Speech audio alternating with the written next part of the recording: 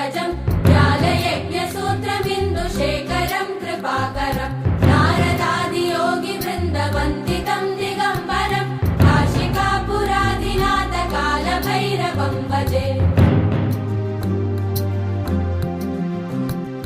भानुकोटिभास्वरम् भवाब्धितारकम् परम्